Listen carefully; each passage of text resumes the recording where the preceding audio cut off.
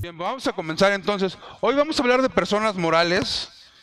De hecho, hay una integración modular de los conceptos y hoy precisamente nos corresponde hablar un poco de personas morales, de las características principales y particulares del concepto, con algunas de las modificaciones que se han dado en los últimos años. Entonces, en esta ley del impuesto sobre la renta, que es importante considerarlo, la ley del impuesto sobre la renta a la cual vamos a referirnos hoy, sobre la cual vamos a hacer el análisis, es una ley que data de 2014, la anterior se abrogó en 2013 y en 2014 tenemos una nueva ley del impuesto sobre la renta. Cuando hablamos de impuesto sobre la renta, tendríamos que hacer referencia al concepto que es objeto del gravamen. El objeto del gravamen, en términos de lo que establece el artículo primero de la ley de renta, es la obtención de ingresos. Dice el artículo primero de la ley de renta que están obligados a pagar impuesto sobre la renta a las personas físicas y morales que obtengan ingresos bajo distintas perspectivas. Si tú eres persona física o eres persona moral y obtienes ingresos, por ejemplo, siendo residente en territorio nacional, tienes que pagar impuesto sobre la renta por los ingresos que obtengas de cualquier fuente, cualquiera que sea el origen, fuente mundial. O sea, soy persona física o persona moral que reside para efectos fiscales en México, voy a estar pagando impuesto sobre la renta en México, así mis ingresos sean de China, Estados Unidos, Alemania, África, de cualquier parte del mundo, yo tendría que pagar impuesto sobre la renta en México. Pero si eres una persona moral o persona física que residas en el extranjero, pero que por alguna circunstancia tengas un establecimiento permanente en México, y hoy la definición de establecimiento permanente en México, en términos de lo que establece el artículo segundo, es cualquier lugar donde lleves a cabo actividades empresariales o servicios o prestes servicios profesionales. Que es importante establecer esa parte de que el establecimiento permanente es un concepto que únicamente se le puede atribuir a residentes en el extranjero. O sea, cuando decimos establecimiento permanente es que nos estamos refiriendo a un residente en el extranjero que aquí en México tiene un lugar donde lleva a cabo actividades empresariales o presta servicios profesionales. Hay por ahí una propuesta de reforma que en algún momento comentaremos, en donde se pretende ampliar el concepto de establecimiento permanente, particularmente porque hoy bajo los esquemas de comercio internacional, bajo los esquemas de plataformas digitales, bajo los esquemas de conceptos de hacer negocios diferentes, dice establecimiento permanente ya es algo más que simple y sencillamente tener un lugar aquí donde lleves a cabo actividades empresariales o prestes servicios profesionales. Hay una propuesta de reforma para 2020 precisamente que habla respecto de reformar ese concepto. Pero finalmente lo que dice ahí es, si tú tienes un establecimiento permanente aquí, obviamente no eres residente en territorio nacional, pero los ingresos que se le atribuyan a ese establecimiento permanente van a pagar impuesto sobre la renta en México. Y si eres persona física, como persona física; si eres persona moral, título segundo. Es la característica en general. Y el tercer supuesto de causación del impuesto sobre la renta nos dice que si eres un residente en el extranjero y no tienes establecimiento permanente en México, pero eventualmente llegaras a tener un ingreso en México, también tendrías que pagar impuesto sobre la renta en México.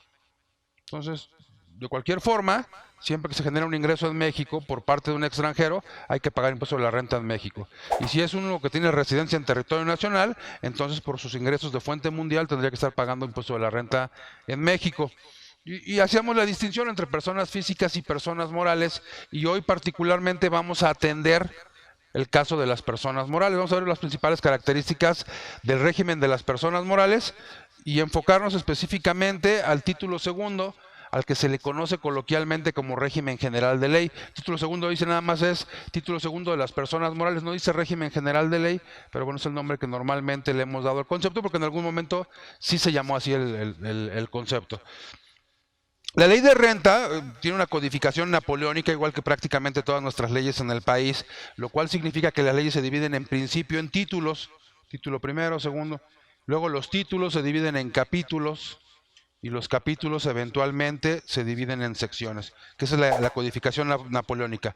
El título primero de las personas del impuesto de la renta se refiere a disposiciones generales, y los artículos que comprenden estas disposiciones generales están contemplados entre el artículo primero y el artículo octavo de la ley de renta. El título segundo que vamos a estudiar hoy inicia su articulado en el artículo 9. El artículo 9 es el primer artículo de la ley del impuesto de la renta. Sin embargo, para el tema que vamos a tratar hoy, vamos a hablar en principio de una disposición de las de carácter general, una disposición general, que es la que está contemplada en el artículo séptimo, porque es la que precisamente nos define qué es una persona moral. Entonces, ¿qué es persona moral? No necesariamente son todas las que vamos a abarcar el día de hoy, porque vamos a hablar hoy nada más de régimen general de ley, y tenemos, por ejemplo, los no contribuyentes, y tenemos los que trabajan en régimen de grupo, y tenemos los coordinados, y tenemos también las que tributan en función de sus flujos. Hoy vamos a hablar nada más de régimen general de ley. Sin embargo, la definición en general de personas morales está aquí en el artículo 7º. Y dice el artículo 7º que se considera persona moral, entre otras, y en principio, las sociedades mercantiles. ¿Cuántas sociedades mercantiles existen?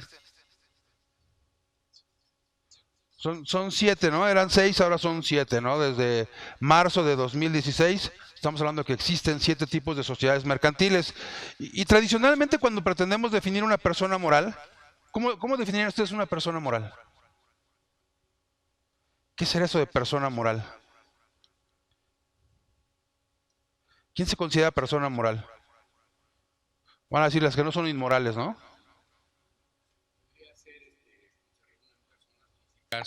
O sociedades, también en su caso, Ajá. para obtener un fin preponderantemente de lucro. ¿Se tienen que reunir entonces? Sí, Si se tienen que reunir, entonces estamos hablando de que no es una. son varias personas. Por ¿Tiene lo que menos ser, dos. ¿tiene que ser dos para que haya una persona moral? Sí. O sea, el paradigma tradicional del derecho es que una persona moral, la misma denominación de persona moral nos lleva a ello. Una persona moral es una ficción del derecho, es una ficción. La otra denominación o el sinónimo de persona moral es persona jurídica. Son ficciones del derecho. Una persona moral en el plano de la realidad no existe. Es una ficción que existe como consecuencia del derecho. Y el paradigma en el derecho era que las personas morales eran la unión de dos o más personas, físicas o morales, para constituir a otra con un objetivo, un fin común. Internacionalmente, hace muchos años, se reconoció la figura de las sociedades unipersonales. O sea, hace muchos años en Europa, en Italia, en España, en Sudamérica, en Colombia, en Argentina, se reconoció la posibilidad de que existieran sociedades unipersonales, sociedades conformadas por un solo socio, por una sola persona. Y finalmente, en 2016, en marzo de 2016, se reconoció en nuestra legislación, particularmente en la Ley General de Sociedades Mercantiles, que las personas morales podrían estar conformadas también por una sola persona, un solo socio. Que tiene una razón fundamental la idea de concebir personas morales bajo la figura de un solo socio. Porque podríamos pensar, ¿para qué quieres constituir una persona moral con un solo socio? Si lo quieres para fines fiscales o para fines mercantiles, pues bastaría con que te dieras de alta al Registro Federal de Contribuyentes y entonces empezaras a operar como persona física con actividad empresarial o en el régimen de pequeños contribuyentes o como sociedad, como persona física con servicios profesionales. ¿Para qué haces esa separación? Aquí el tema es que las personas físicas tienen atributos en su personalidad, dentro de los cuales está el patrimonio. O sea, además tendríamos que hablar de que ese patrimonio, en términos contables o en términos fiscales que tiene los mismos alcances, es un concepto que le es inherente a una persona física, pero también a una persona moral. ¿Cómo entenderíamos el patrimonio? ¿Qué es eso de patrimonio?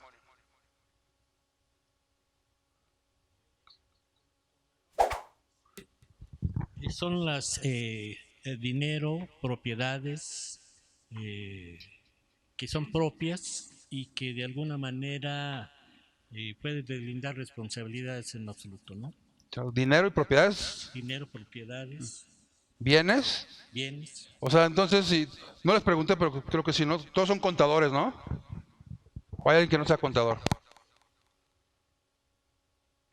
¿No? ¿Nadie? Todos contadores. Bueno. Ok, entonces, dice Heriberto, que somos contadores, y a esto vamos a verle cara de balance, esta situación financiera. Entonces, ahí en ese balance, ¿dónde está el patrimonio? O sea, dice Heriberto, aquí tenemos los activos, entonces acá tenemos el pasivo y acá tenemos el capital.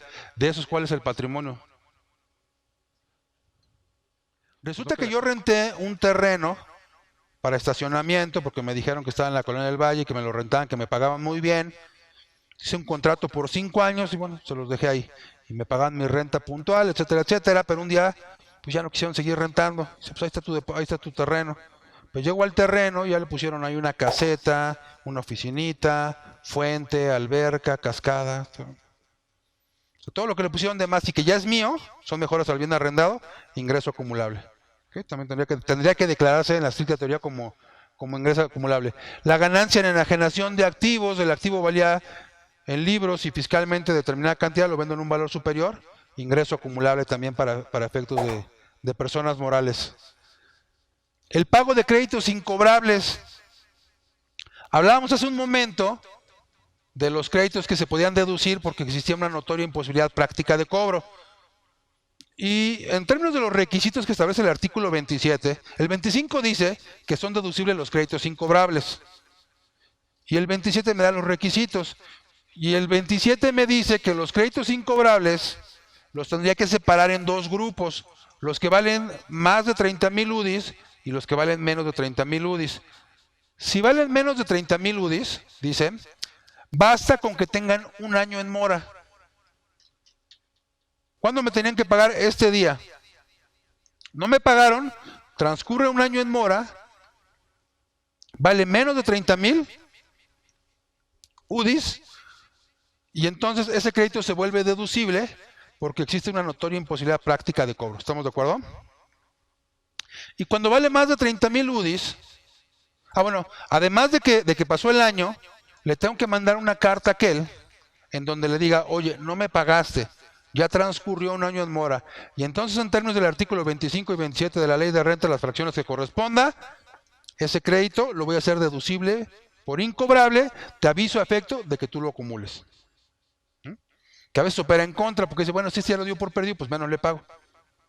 Entonces, en el caso de los que valen más de 30,000 UDIs, lo que cambia y tendríamos que considerar es que además de ese procedimiento que establecimos, para que yo lo pueda hacer deducible, tengo que iniciar un procedimiento judicial. Esto es, lo tengo que demandar.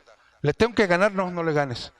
Nada más demándalo, porque te debe más de 30,000 UDIs, y le avisas, oye, ya inicié el procedimiento judicial, te aviso que voy a deducir la cuenta por cobrar a efecto de que tú la acumules. Y presentar una declaración informativa al SAT en un formato libre, porque no hay formato para hacer este aviso. ¿Okay?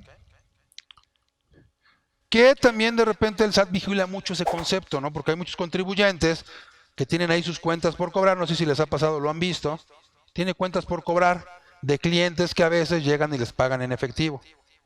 Entonces el dinero en efectivo genera muchas tentaciones, lo agarra el dueño, se lo guarda, y la cuenta por cobrar y sigue eternamente en contabilidad. Pasa un año, según ellos mandan sus cartas, le avisan al SAT, deducen cuentas por cobrar que además ya cobraron. Esa práctica no le gusta al SAT, ya la tiene detectada, entonces hay que tener cuidado que las cuentas por cobrar sean reales, ¿no? Pero pasa. ¿Okay?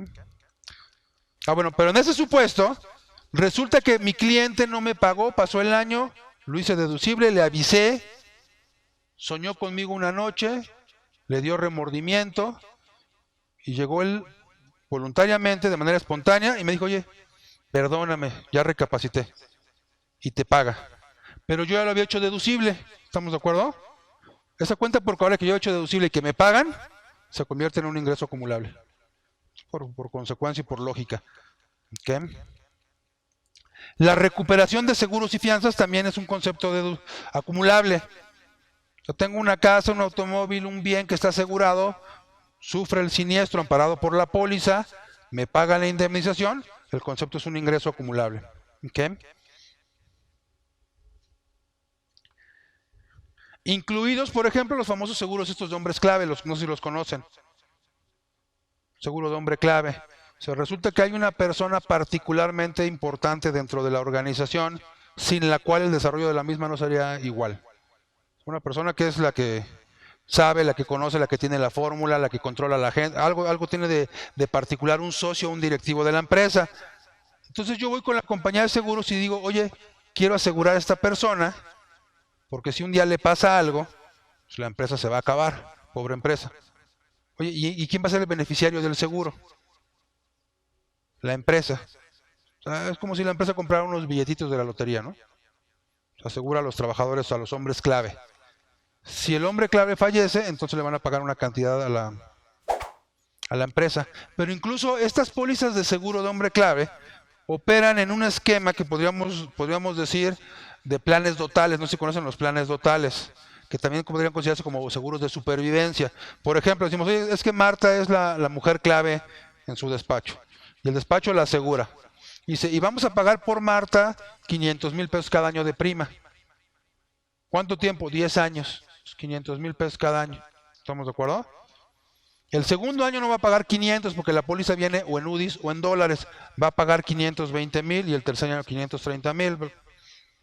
Además de que estamos pagando la póliza y la estamos haciendo deducible, porque la póliza es totalmente deducible, se genera un plan total, lo cual significa que se va generando una especie de ahorro, una especie de fondo. Y digo que opera como seguro de supervivencia porque si al término de los 10 años nos falló Marta, y aquí sigue, entonces nos van a devolver el dinero. Ya no los 5 millones, sino 5 millones más la inflación, más un interés más. Y todo ese dinero que me entregan se convierte en un ingreso acumulable. ¿Qué? O sea, pero está bien, pero mientras en todos esos años me significó una deducción. O sea, me ahorro un 30% de renta, un 10% de reparto de utilidades. Y tengo 10 años para pensar, ¿y qué voy a hacer en 10 años? Cuando me den los 5 millones. Tenemos un buen rato para pensar en qué me los voy a gastar, ¿no? Sí. En caso de personas físicas no funciona igual, porque en ese caso, ¿cómo te diré? El beneficiario tuvo un caso el año pasado de una persona, y esta persona pues se llevó su lana limpiecita. ¿Se llevó su qué? Su dinero al término del plazo de la cuestión del dotal. Uh-huh. Entonces no. Sí, bueno, es ingreso acumulable. Sí, que es un dotal. Eso es un seguro dotal. Aquí es un seguro de hombre clave que tiene otras características, ¿no? En ese particular que les platico es un seguro de hombre clave que está contemplado en el 25 y en el 27. Y en algunos del reglamento, ¿no? Bueno, los seguros de hombre clave, los gastos por cuenta de terceros cuando no estén debidamente comprobados, que a veces pasa, ¿no? El despacho del contador. O sea, ¿qué hace un contador en la empresa, aparte de contabilidad? O incluso de todo, ¿no? Bueno, no sé qué incluya de todo, pero... ¿Mandé? De todo, incluyo de todo, bueno. ¿Mandé? Administrativo, ¿no? O sea, incluso el externo, ¿no? O sea, el que está interno y a veces el que está externo, ¿no? Porque eres contador externo y la contabilidad, pero también los impuestos, permisos de bombero, avisos antilavado, ¿mandé? Gestoría, a veces hay que recoger a los niños, ¿no? También del dueño, ¿no? De todo que vamos haciendo. Y de repente, oye, es que necesitamos firmar un contrato en Guadalajara porque si firmar un contrato, ¿yo qué tengo que ver? Yo soy el contador. No, pues tú eres el contador, sabe de todo, ¿no? Aquí en México el contador... Entonces vas a tener que ir, te voy a depositar para el avión, para el hotel, para esto, para lo otro, y los gastos más lo que tengas que repartir. Y comprobamos los gastos por cuenta de terceros, lo que hayamos tenido que pagar por cuenta de nuestro cliente. Pero en todo caso, la parte que no hubiéramos comprobado, despacho de contador o el agente aduanal o el abogado o el que sea, persona moral, se convierte en un ingreso acumulable. Es decir, gastos por cuenta de terceros que no hayan sido debidamente comprobados, se convierten para el que ya lo haya recibido en un ingreso acumulable. ¿Sí? Dice que también son acumulables los intereses devengados a favor sin deducción alguna. Que esto es importante el concepto porque dice es el interés devengado. El devengado es el que ya transcurrió el tiempo, ya se dieron las condiciones necesarias para que exista el interés. Es acumulable aunque no lo hayas cobrado. Aunque no lo hayas cobrado. Es un ingreso acumulable. Si están dadas las condiciones, es acumulable también el ajuste anual por inflación cuando el promedio anual de créditos sea mayor que el promedio anual de deudas, que lo vamos a ver más adelante. Y también se convertiría en un ingreso acumulable cuando, en términos del artículo 76 de la Ley de Impuesto sobre la Renta, el 76 habla de obligaciones de las personas morales. Dentro de esas obligaciones dice que si un buen día llega un buen samaritano, socio o acreedor de la empresa y dice, oye, tengo aquí 600,000 pesos, los quiero aportar a capital, pero están en efectivo, o los quiero prestar a la empresa y están en efectivo, se establece en el 76 la obligación de presentar una declaración informativa para manifestar quién es la empresa, quién es la persona que está prestando el dinero, que está aportando el dinero a la empresa. Como aportación o como préstamo, ya vimos hace un rato, dice el artículo 16, no se consideran ingresos. Sin embargo, siendo en efectivos y sin presentar la declaración, dice considéralo como un ingreso acumulable. ¿Ok? Hay que presentar una declaración informativa. Esto es como uno de los antecedentes a la ley antilavado. Sí, sí, Miguel. ¿Esa cantidad es en una sola exhibición 600 o podría ser acumulable? Yo pensaría en un mes más que en un ejercicio, porque la declaración es mensual. Sí, porque si no podríamos decir, oye, es 1,000,000 de pesos y doy 500 el día primero y 500 el día último. Y ya, o sea, para mí sería más una operación simulada, ¿no? Un mes, que la declaración es mensual. Ok. La declaración es mensual. Vale, gracias. ¿Ok? Bien. Deducciones autorizadas. Entonces ya vimos el primer renglón de este concepto para determinar el resultado fiscal del artículo 9. Ingresos acumulables. Deducciones autorizadas. Las deducciones autorizadas son el equivalente a lo que en materia financiera consideramos como costos y gastos. O sea, ¿cuáles son las erogaciones que tuviste que realizar para obtener tus ingresos acumulables? Y hay una equivalencia de esto con el estado de resultados. Fíjense, vamos a ver cómo se pueden ir correspondiendo. La primera parte que tenemos en el estado de resultados son mis ingresos ordinarios por el ejercicio de mi actividad preponderante. Pero después de los ingresos en un estado de resultados... Sí. Con respecto al tema pasado, Ajá. nos comentaba que es un ingreso acumulable las mejoras que el arrendatario le hace a un bien, al bien arrendado, ¿no? Ajá. Pero se supone que el arrendador tiene que pagarle al arrendatario esas mejoras que hizo. Entonces, mi pregunta es, si aún a pesar de que él paga las mejoras, todavía se le considera un ingreso acumulable. Es que depende cómo se haya pactado. Yo estoy de acuerdo, mejoras no mantenimientos mayores. Ajá. Por ejemplo, yo te entrego a ti el local y entonces tiene aires acondicionados y tú como arrendatario dices, oye, ya se descompuso un aire y pactamos en el contrato de arrendamiento, porque normalmente así se hace, que gastos mayores como son los aires, como son las tuberías en afectaciones graves, como son determinados conceptos, yo los tengo que pagar. ¿Estamos de acuerdo? Y gastos menores como focos, como la manija, como una llave que se rompió, eso los pagas tú. Pero aquí estamos refiriéndonos a un concepto en donde pactamos tú y yo que tú no podías hacerle nada al inmueble y si se lo hacías, corría por cuenta tuya. Porque estoy de acuerdo, si tú dijiste, oye, voy a ponerle una fuente, ¿no te preocupa? No, pues ponle la fuente. Pero si tú me dices, oye, voy a poner una fuente, tú la pagas. Y entonces yo lo pago.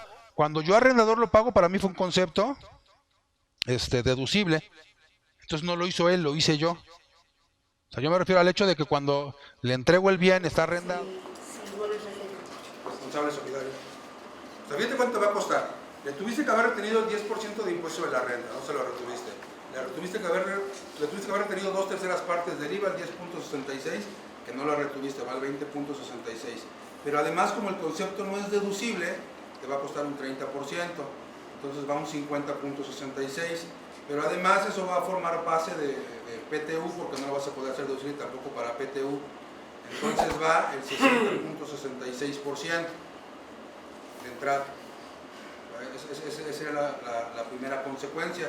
Es que pues dicen que prestan servicios profesionales, ¿no? Y se amparan en el artículo 111 de la Ley de Renta, que corresponde a la sección segunda del capítulo segundo del título cuarto de las personas físicas de actividad empresarial de la sección segunda del régimen de incorporación fiscal, en donde dice que las personas físicas que obtengan ingresos únicamente Fíjense cómo dice el artículo 111. Las personas físicas que obtengan ingresos únicamente por actividades empresariales, que ya las comentamos, y después dice que enajenen bienes o que presten servicios por los cuales no se requiera de un título profesional. O sea, ¿qué quisieron decir? ¿Quién sabe? Pero la primera parte es muy clara, dice, las personas físicas que únicamente lleven a cabo actividades empresariales. ¿Qué quiere decir únicamente? ¿Cómo a qué le suena únicamente? ¿Y una persona del régimen de incorporación fiscal no puede llevar a cabo otra actividad? ¿Cómo cuál? ¿Qué otro ingreso puede tener una persona del régimen de incorporación fiscal? Arrendamiento no, sueldos sí. O sea, podría tener sueldos y tener actividades empresariales. Podría tener intereses y tener actividades empresariales. Y si la suma de los conceptos no rebasa los 2 millones de pesos, yo puedo estar en el régimen de incorporación fiscal. Entonces, cuando la ley de renta dice únicamente, no es el únicamente que todos conocemos. Es un únicamente, pero no tan únicamente. O sea, ustedes que son fiscalistas, cuando le digan a su mujer, te quiero a ti nada únicamente, ustedes ya saben que hay riesgos, ¿no? En la relación. Únicamente no es nada más únicamente, ¿no? Para efectos fiscales. Si vamos ¿hasta aquí vamos bien? Dice, cuando únicamente llevas actividades empresariales, dice que enajenes bienes o que prestes servicios. Sí, pero que enajenes bienes o prestes servicios del mundo de lo empresarial, del ámbito de lo empresarial. Y dice, cuando prestes servicios para los cuales no requieras de un título profesional, y entonces el asesor profesional, o supuesto asesor profesional, dice, es que yo te hago la contabilidad y me di de alta en el régimen de incorporación fiscal, pero ¿por qué te diste de alta ahí? Dice, porque no tengo título. No, pues ni lo tendrás, ¿no? O sea, pero está hablando de actividad empresarial. Oye, pero ¿cuál actividad empresarial que implique prestación de servicios? Lo que pasa es que si recordamos que platicamos del artículo 16 del Código, en el último párrafo dice que se considera empresa las personas físicas que llevan a cabo las actividades mencionadas en este artículo, en el artículo 16. ¿Y cuáles son? Comerciales, industriales, silvícolas, pesqueras, ganaderas y agrícolas. Esas 6. ¿Ok? ¿Cuál de esas actividades implica prestar servicios? Actividad comercial, ahorita vamos a ver cuál es la actividad comercial. Es un concepto. Pero luego dice industrial, que te dedicas a la transformación. Y luego dice agrícola, que te dedicas a la siembra y cosecha. Y la primera enajenación. Silvícola, selvas y bosques, tala y la primera enajenación. Pesquera, bueno, todos los productos del mar y la primera enajenación. Y ganadera, todo que son animales y la primera enajenación. Cría, engorda y la primera enajenación. Esas son actividades empresariales. ¿Cuáles de ellas implican servicios? De esas 5, de las últimas ninguna. Pero de la actividad comercial, ¿qué quiere decir actividad comercial? Y entonces define la fracción primera del artículo 16 del Código, actividad comercial como aquella que dispongan las leyes federales relativas a la materia. Entonces ahí prácticamente me remite al Código de Comercio y en particular al artículo 75 del Código de Comercio, donde dice el artículo 75 del Código de Comercio que para efectos de esta ley, no lo voy a decir, se consideran actividades comerciales las que a continuación se enlistan. No dice se reputa, pero soy muy feo eso, ¿no? Entonces, se consideran actividades comerciales las que a continuación se enlistan. Y entonces, cuando hablamos de comercial, la tradición nos dice que comercial significa comprar y vender. Sin embargo, el artículo 75 del Código de Comercio dice, no es nada más comprar y vender. Hay una serie de actividades que se consideran también como comerciales y que no son comprar y vender. Por ejemplo, en particular la fracción primera de ese artículo 75 del Código de Comercio dice que comerciales son los servicios de mantenimiento. O sea, si yo contrato a un señor que viene a limpiarme las computadoras, esa limpieza de computadoras es un servicio, ¿sí? Pero es un servicio que tiene carácter comercial, no civil, como los servicios personales independientes que prestamos contadores y abogados, con o sin título. Porque el Código Civil dice que el servicio profesional lo presta no un profesionista, lo presta un profesor, un especialista en determinada materia. no requieres cédula, sí, pero el servicio es civil. Entonces, ¿a cuál se está refiriendo el artículo 111 que habla del régimen de incorporación fiscal? A servicios que tienen el carácter de comerciales, mercantiles, los que prestan mantenimiento, pero la última fracción de ese 75 dice, u otros de naturaleza análoga. Entonces, por ejemplo, ahí, servicios que no requieren un título para su ejecución son el carpintero, el plomero, el albañil, el mecánico. Son servicios que no requieren un título profesional. Pero mucha gente dijo, no, es que aquí se lee clarito que dice, servicios que no requieren un título. Yo no tengo título, ahí estoy perfecto. No, es que esa no es la interpretación, porque lo primero que me dijo es que sean actividades empresariales, que enajenen bienes o que presten servicios. Ese es el alcance del concepto. Entonces, si yo te hago la contabilidad y te calculo los impuestos, si no tengo título, preocúpate primero, y después no te puedo expedir un comprobante de esos, porque lo mío cae en el ámbito de lo civil, no de lo empresarial. Y entonces tuve que haber retenido, porque además todavía cometen esa barbaridad, ¿no? Te expiden el comprobante y entonces te ponen servicios profesionales de asesoría. Dice, entre paréntesis, no tengo cédula ni título. Y no lo tendré. Porque me gusta más este régimen, me conviene más.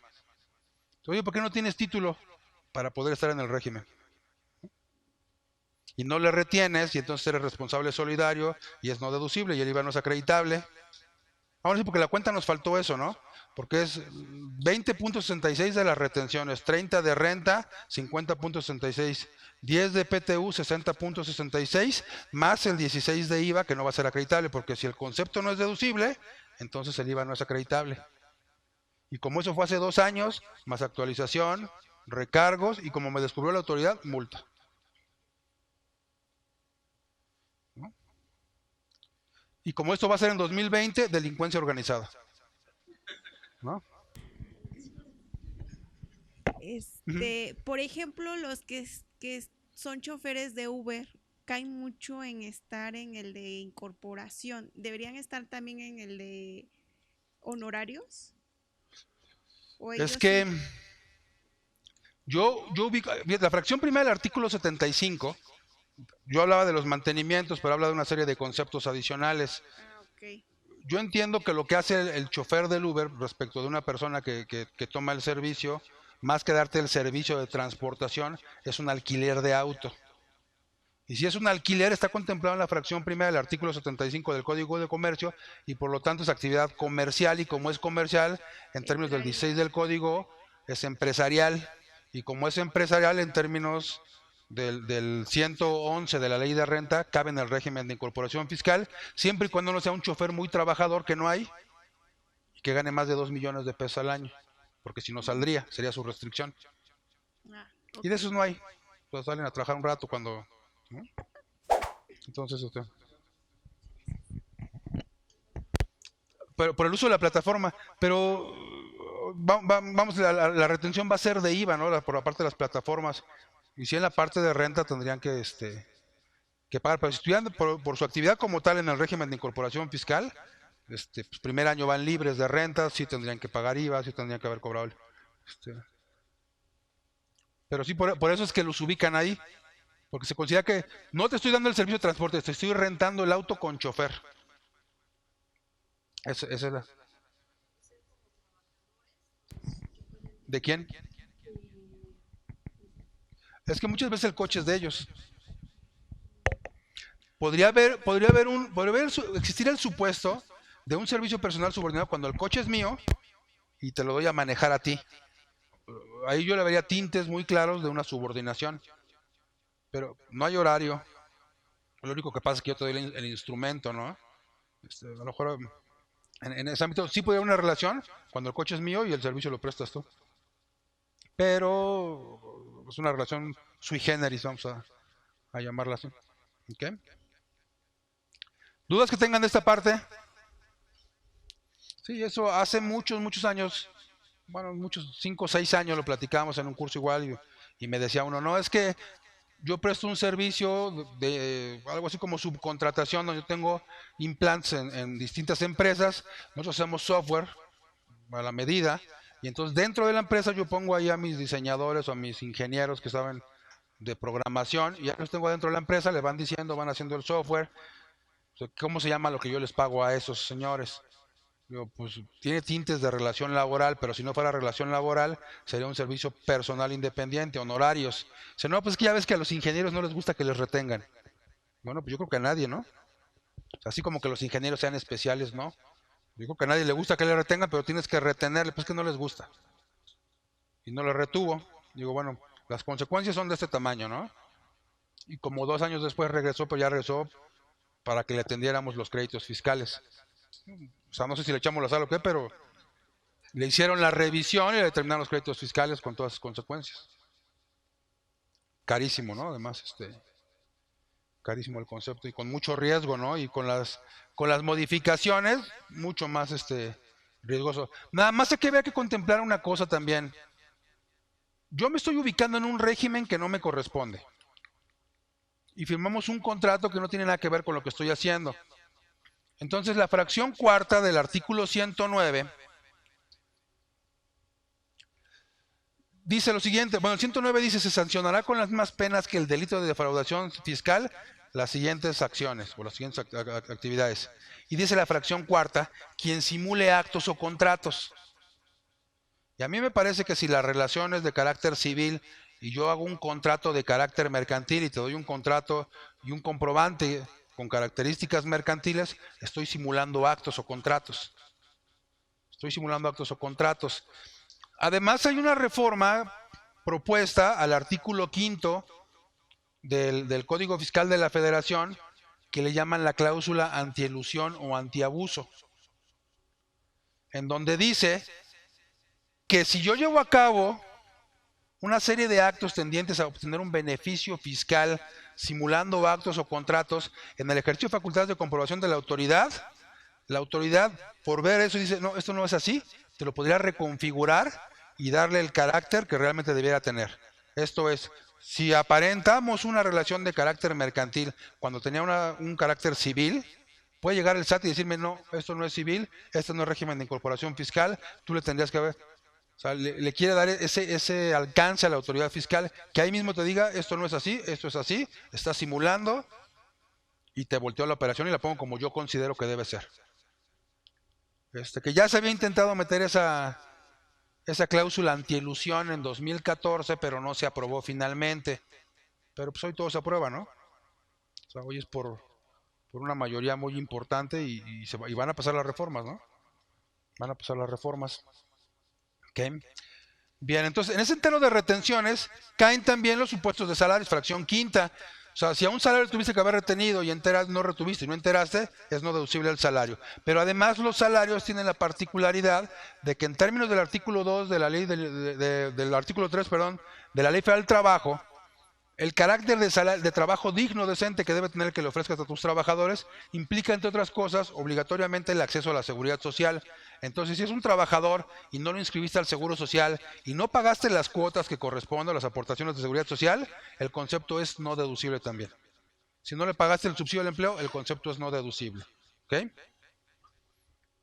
En el segundo párrafo de la fracción quinta, se estableció a partir de 2017 obligaciones expresamente vinculadas al régimen. Se acabe la utilidad y entonces quedamos en ceros, pero sería inequitativo el tratamiento, ¿no? Y yo creo que más que las ganas de molestar, es un error de la técnica legislativa de explicar bien qué pasa en esos casos, que es como una lagunita que tiene por ahí, ¿no? ¿Mandé? Es una simetría, sí. Sí. Bien, la pérdida fiscal que tengamos, les decía, yo la veo como un exceso de deducciones. Dice, ese exceso de deducciones que tuviste de esa pérdida fiscal, la puedes amortizar en los siguientes 10 años hasta agotarla. Sí, pero además la puedes actualizar. Y la actualización, yo creo que, para resumir el tratamiento de la actualización, la puedes actualizar en 2 momentos. El segundo se repite hasta el infinito, pero son 2 momentos. Los 2 momentos para actualizar la pérdida son los siguientes. Dice, la vas a actualizar por primera ocasión Desde el primer mes de la segunda mitad del ejercicio en que se generó, el primer mes de la segunda mitad, en un ejercicio regular, es julio. Y hasta el último mes del ejercicio en que se generó, diciembre. Si mi pérdida es de 2015, yo voy a actualizar de julio de 2015 a diciembre de 2015. Esa es la primera actualización.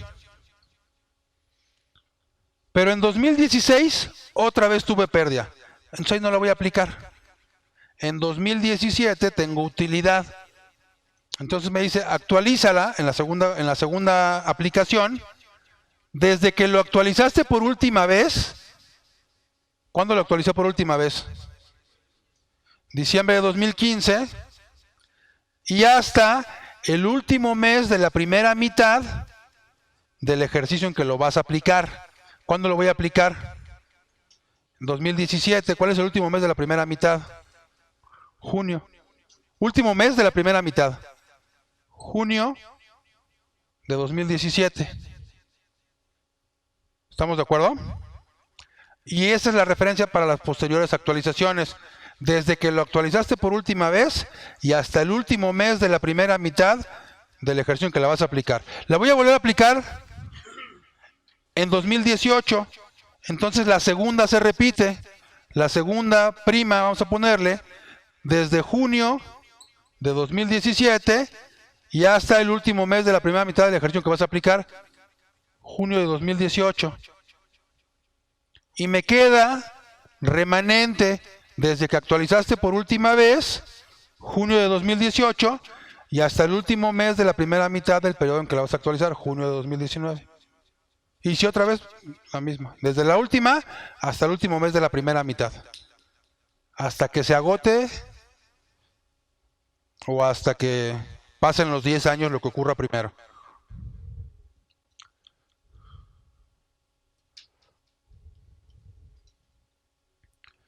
Okay. ¿Dudas que tengan? ¿Ninguna, seguro? Bien.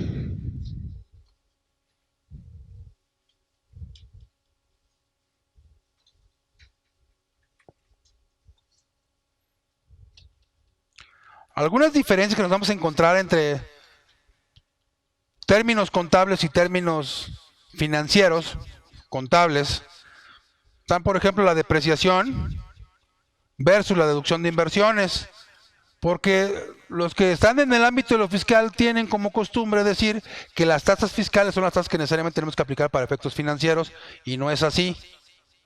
¿Cuáles son las tasas que tenemos que aplicar para efectos financieros? Las que correspondan con la vida estimada real de las partidas. O sea, por ejemplo, un automóvil, ¿ustedes cada cuándo cambian de automóvil? 2 años cuando se tardan mucho, ¿no? O menos.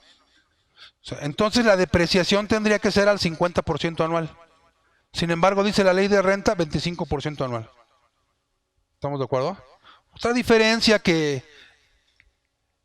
se debe considerar entre las partidas contables y las fiscales es que en términos de la NIF C6, que se llama propiedades, planta y equipo, cuando yo calculo la depreciación de este mismo automóvil del que estamos hablando, yo tengo que considerar que ese automóvil, cuando termine su vida útil, va a tener un valor.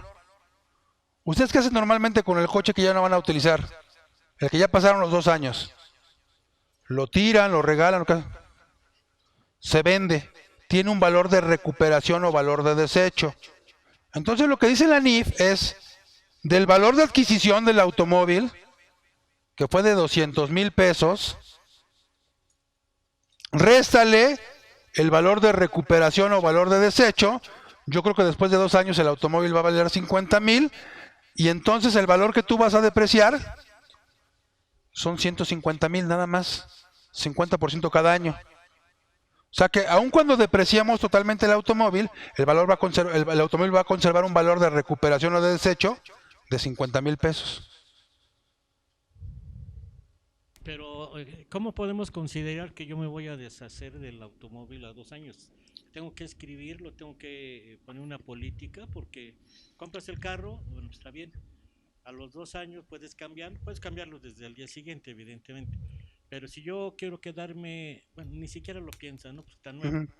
Pero a los 2 años lo cambio. Entonces Ajá. aplico esta fórmula. Sí. El primer año, la depreciación que... Que acuérdate que las normas de información financiera para su aplicación te remiten a un concepto que las rige en términos de ese tipo de discordancias, de diferencias o de controversias, que es el juicio profesional. O sea, ¿tú cómo vas a saber en función de tu juicio profesional? Y el juicio profesional tiene dos aristas: la experiencia y la capacidad técnica. O sea, ¿cómo sé que va a estar aquí 2 años?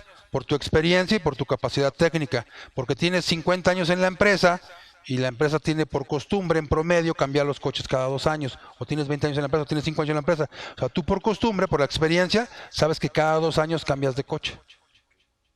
O sea, por lo menos el tuyo, que tú eres el que los pagas, ¿no? Entonces, cada 2 años lo cambias. Entonces, sabes que la tasa estimada debe ser del si arranco 50%. al primer año a depreciar ¿Mande? 50, sí puedo hacerlo al primer año. El Sí, 50%. aquí habría que considerar una cosa: el juicio profesional se rige bajo los conceptos que antes establecían los principios de contabilidad generalmente aceptados, que en tu juicio profesional debe prevalecer un criterio prudencial, ser conservador. Dices, no, yo quiero cambiar cada año. Sí, quieres cambiar cada año, pero eso es lo que tú quieres. Pero ¿qué es lo que realmente ha pasado siempre en tu empresa? O sea, eso es lo que tendría que regir el concepto. ¿Ok? Y la deducción de inversiones, que es lo que coloquialmente le damos el nombre de depreciación fiscal, sí se rige por las tasas máximas de depreciación que establece la ley del impuesto a la renta. Dice para el automóvil el 25% anual, pero ahí sí sobre el monto original de la inversión, con las limitantes, por ejemplo, para el caso de los automóviles, que dice el monto máximo deducible de un automóvil son 175,000 pesos. Son 175,000 pesos. ¿Ok? Sí, y además esta deducción de inversiones tiene la posibilidad de que se actualice para efectos de aplicación del concepto. Y ese lo vamos a actualizar desde la fecha de adquisición y hasta el último mes, la primera mitad del periodo de utilización en el ejercicio, a diferencia de las pérdidas, ¿no? Entonces, bueno, es una diferencia importante. Bueno, que aquí encontramos una diferencia, algunos conceptos de definición. Bien, hay un tema particular que a mí me gustaría tratar, pues digo, sobre todo considerando la hora. ¿Todos saben hacer la conciliación contable fiscal?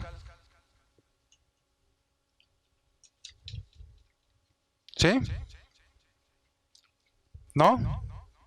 ¿Más o menos? O sea, sí, si no están con su señora para que le digan mentiras, a mí díganme si sé o no sé. ¿Mandé? ¿Han hecho una conciliación contable fiscal? Bueno,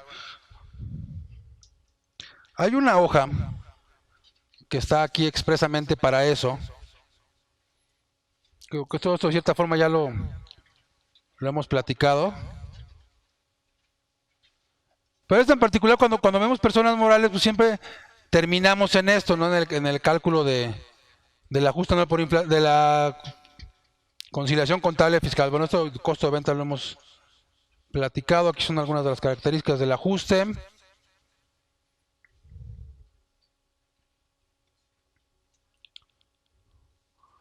Vamos a la conciliación contable fiscal. Ahí tienen ustedes un espacio para ello, ¿no? Yo aquí pongo un símil entre el estado de resultados, vamos a llamarle así para efectos fiscales, que es propiamente la transcripción del artículo 9 que hemos platicado, versus un estado de resultados contable o integral que le llama la NIF 3. Para llegar a la utilidad fiscal, si lo pusiéramos en una fórmula, ¿cuál sería la fórmula para determinar la utilidad fiscal? Ya después de todo esto que hemos platicado estas horas, ¿cuál sería la fórmula para determinar la utilidad fiscal? La utilidad fiscal es igual ¿a qué, Marta? Ingresos acumulables menos deducciones autorizadas. ¿Estamos de acuerdo? Ahora vamos a ponerlo del lado contable. La utilidad contable, ¿a qué sería igual?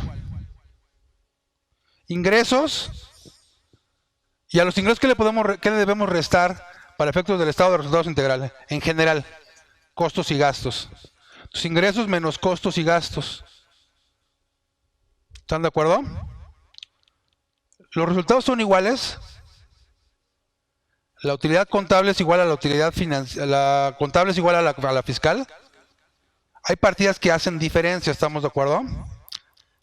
Pero si fueran iguales las podríamos equiparar. Vamos a ver cómo podemos determinar las diferencias.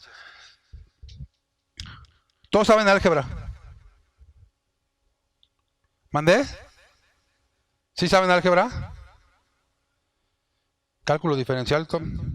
¿Sí o no saben? Dígame sí o no, algo ya casi se van, por lo menos que se vayan contentos de que digan, ya está álgebra, sabremos ahora. Esta primera ecuación, son ecuaciones, ¿cómo se igualaría con cero?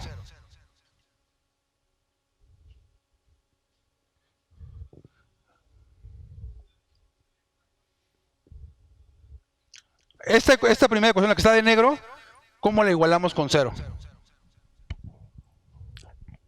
Pasando el resultado, si suma, del otro lado restando. ¿Cómo sería? A ver, ¿cómo quedaría? Sería ingresos, en el caso de la fiscal, sería ingresos acumulables menos deducciones autorizadas menos la Pero utilidad mejor fiscal. estos pásalos para acá. O igual, utilidad ¿Mande? fiscal menos ingresos acumulables más deducciones autorizadas. Utilidad fiscal más menos ingresos acumulables más deducciones autorizadas igual a 0. es igual a 0. ¿Sí? ¿Vamos bien?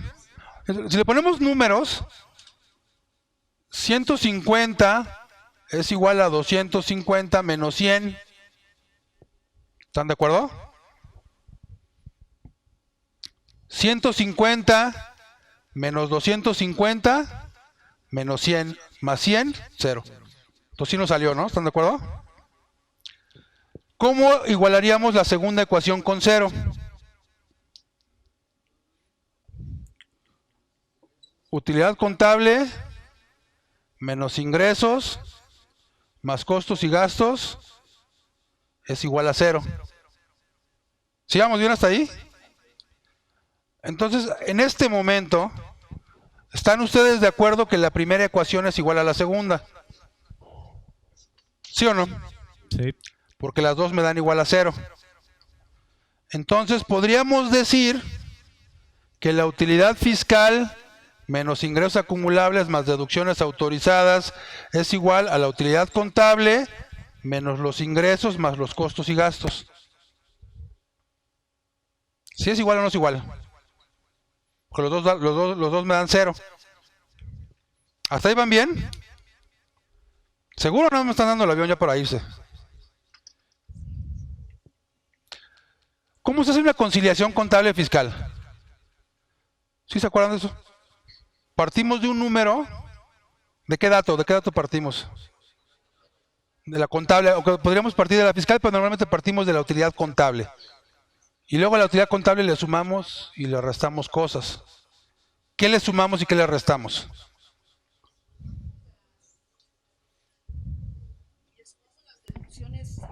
Le sumamos las deducciones autorizadas. No, perdón, los ingresos acumulables. Pero ¿cómo le ponemos? ¿Qué nombres así bonitos le ponemos para que se oigan así hasta ritmo? Y le ponemos fiscales no ingresos contables. contables no fiscales, ingresos fiscales no contables, deducciones contables no fiscales, deducciones fiscales no contables, ¿no?